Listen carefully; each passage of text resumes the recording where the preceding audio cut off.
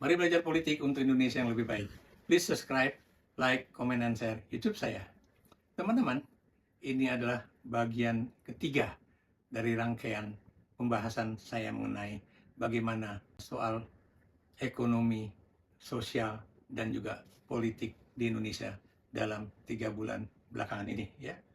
Dan bagian ketiga ini saya ambil juga dari laporan analisis harian Kompas, ya, yang situasinya terus terang cukup mengerikan. Mengapa? Karena kita tahu, ya, sekarang masyarakat menengah bawah yang tadinya itu mereka, kalau dalam istilah orang menengah bawah itu disebut mantap, ya, atau makan tabungan, ya.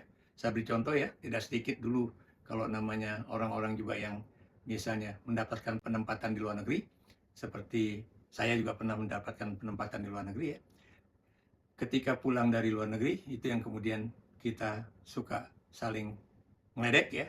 Wah, kita udah kembali ke Indonesia, dan kini saatnya kita akan makan tabungan lagi, ya. Jadi itu disebut mantap. Tapi apa yang terjadi pada saat ini yang namanya masyarakat menengah bawah bukan cuma makan tabungan. Tidak sedikit dari mereka itu justru meluncur ke bawah, ya, masuk ke fase matang. Matang itu adalah makan utang, ya. Jadi mereka berhutang untuk bisa makan sehari-hari, ya. Oke, saya bacakan saja sebuah artikel yang dikirimkan kepada saya dari teman saya, Saudara Bonabeding, ya. Lagi-lagi, ya, tentang laporan analisis terbaru harian Kompas melempar alarm ekonomi yang paling mengerikan tahun ini. Setelah fenomena mantap dalam kurung makan tabungan, kini masyarakat kelas menengah bawah meluncur ke fase matang atau makan utang, ya, hanya demi mencukupi kebutuhan perut sehari-hari. Ketika istana sibuk mengklaim fundamental ekonomi Indonesia bagus dan pertumbuhan di atas 5%, seperti yang tadi pernah juga saya bacakan, ya, apa kata Menko Equin Erlangga Hartarto, ya, bahwa pertumbuhan kita antara 5,2 sampai 5,6% pada kuartal kedua 2026 ini, gitu kan. Kemudian data OJK dan Bank Indonesia per Mei 2026 justru membongkar kenyataan berdarah-darah di lapangan, ya. Apa yang dimaksud dengan kalimat kenyataan berdarah-darah di lapangan, ya? Pertama, pinjaman konsumtif meroket 160,7 triliun rupiah, ya. Jadi kalau Anda menonton televisi melalui internet, ya, Anda ketika ingin menonton sesuatu, saya beri contoh misalnya, apakah itu berita, ataukah itu YouTube dan sebagainya, pasti akan nongol yang namanya pinjaman darling atau pinjol, ya. Jadi Anda mungkin kaget, ya, total saldo hutang dari pinjol atau pinjaman daring itu, ya, kartu kredit dan juga pay later, ya, melonjak 26,4% year on year, ya, menembus angka 160,7 triliun, ya. Pinjol atau pinjaman online memegang porsi terbesar, ya, hingga 103 triliun rupiah. Anda bisa bayangkan, ya, tidak sedikit orang Indonesia yang sekarang benar-benar terlilit hutang di pinjaman online, ya, mencapai 103 triliun rupiah, ya, karena memang yang namanya iklan dari pinjol itu benar-benar menggiurkan. Anda mau kemana silakan, Anda mau kuliah kami bayari dengan online, ya, dan kemudian dengan syarat yang sangat minimalis, dan uang akan diterima jauh lebih cepat dibandingkan kalau Anda meminjam di bank, ya. Sementara pembiayaan pay later tumbuh paling liar mencapai 42,04%, ya. Anda tahu yang saya maksud dengan pay later, ya? Anda buka saja, itu yang namanya kalau Anda ingin membeli sesuatu, Anda mau jalan-jalan ke luar negeri, Anda mau menonton sesuatu, ya, Anda bisa mengambil dulu uang dari lembaga-lembaga yang menawarkan pay later tersebut, ya. Pay later itu berarti dibayar belakangan, ya.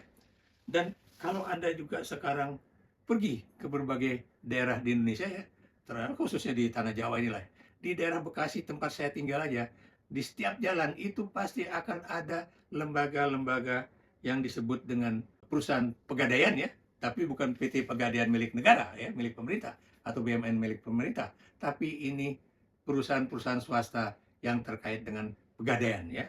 Bahkan Anda tahu ya, tidak sedikit warga, ini menurut Kompas 29 Juli 2026 ya, Kompas memperlihatkan bahwa warga tidak sedikit yang jual ternak demi membeli air bersih. Coba Anda bayangkan ya. Dan kita tahu yang namanya Presiden Prabowo Subianto kadang-kadang juga punya kebijakan yang aneh-aneh ya. Bahkan kemudian di dalam kebijakan keuangan yang benar-benar sangat tidak masuk akal dalam pikiran saya, termasuk juga kata Kompas ya, berisiko kalau kemudian Danantara masuk ke KSSK ya. Jadi di sini menurut Kompas ya, tanggal 29 Juli 2026, arahan Presiden Prabowo Subianto agar Badan Pengelola Investasi Danantara dilibatkan dalam setiap pengambilan keputusan Komite Stabilitas Sistem Keuangan atau KSSK dapat berisiko mempertaruhkan independensi Otoritas Keuangan Indonesia ya. Pelibatan tersebut berpotensi mengaburkan tata kelola dan independensi Forum Penjaga Stabilitas Sistem Keuangan apabila tidak diatur secara jelas ya. Arahan terkait pelibatan Danantara dalam pengambilan keputusan KSSK disampaikan Presiden Prabowo Subianto saat memimpin rapat bersama anggota KSSK di Istana Kepresidenan Jakarta Senin 27 Juli 2026 malam ya. Jadi Anda bisa bayangkan, Presiden itu bisa mengambil keputusan seenak-enak udelnya aja ya, yang kemudian ingin memasukkan Danantara ke dalam KSSK. Tujuannya apa? Lagi-lagi supaya Danantara itu bisa mendapatkan uang yang sebesar-besarnya ya. Dan ini berbahaya bagi sistem keuangan Indonesia ya. Jadi kalau kita lihat ya, Pegadaian, tadi saya katakan Pegadaian itu bukan cuma PT Pegadaian milik BUMN, tapi juga lembaga-lembaga pegadaian swasta ya. Di hampir semua jalan di wilayah ibu kota ini ya, termasuk juga di Bekasi, Jabodetabek lah, tidak sedikit lembaga-lembaga pegadaian swasta ini ya. Jadi pembiayaan industri pegadaian meledak 57,97% year on year ya, menjadi 131,2 triliun rupiah ya, di mana 84% diantaranya adalah rakyat yang terpaksa menggadaikan barang berharga demi bertahan hidup ya. Sangat menyedihkan ya. Ketiga, tsunami PHK sektor real, sebab utamanya dibeberkan oleh Celius ya. Ini Nailul Huda ya. Badai PHK sektor real kian tak terkendali.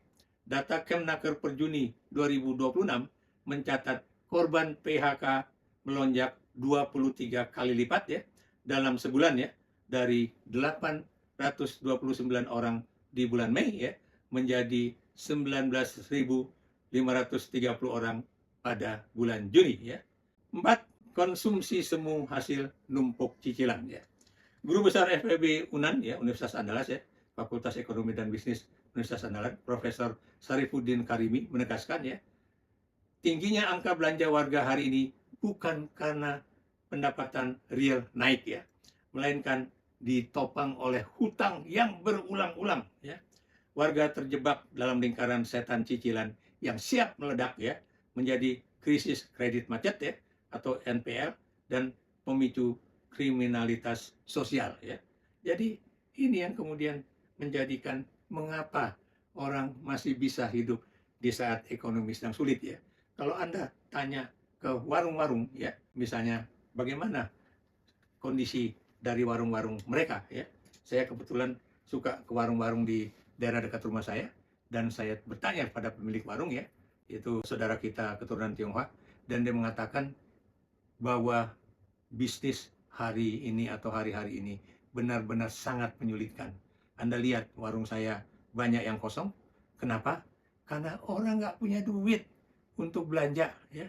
Jadi kemudian jangan dipikir bahwa rakyat itu nggak sengsara ya. Dan Anda tahu warung-warung ini kalau mereka menjual gula pasir ya, Anda tahu harganya lebih mahal Rp1.000 dibandingkan dengan pasar-pasar swalayan. Dan ini terjadi sejak kapan? Sejak Joko Widodo menjadi Presiden Republik Indonesia. Karena ada kebijakan bahwa harga gula di pasar-pasar swalayan itu memang disubsidi ya, dan karena itu harganya lebih murah di warung-warung, baik itu milik saudara-saudara kita keturunan Tionghoa dan juga saudara-saudara kita yang orang Madura. Anda tahu, tidak sedikit saudara-saudara kita dari Jawa Timur itu ya, khususnya dari Madura, yang kemudian memiliki warung-warung yang saling menyatu satu sama lain ya, dan mereka dikenal sebagai warung Madura, dan disitulah mereka bisa hidup ya. Dan Anda tahu ya, mereka itu berupaya sendiri tanpa adanya subsidi dari negara ya. Dan Anda tahu ya, kalau kemudian Kompas 6 Agustus 2026 ya, kalau Anda baca pemberitaannya ya, ini benar-benar sangat memilukan. Bagian atasnya ya, sebelah kiri ya, itu adalah keamanan nasional. Pemerintah tepis isu demo Agustus ya. Kemudian sebelah kanan, belanja pemerintah melambat ya. Anda bisa baca ya. Dan kalau Anda lihat ya, di samping ada juga di halaman tengah, kita lihat ya, bagaimana rakyat bergotong royong membuat bentangan merah putih ya. Dan ini pengalaman saya tinggal di berbagai negara ya. Anda tahu ya, hanya di Indonesia, lagi-lagi hanya di Indonesia peringatan kemerdekaan nasional ya. Dalam kasus kita 17-an ya, 17 Agustus.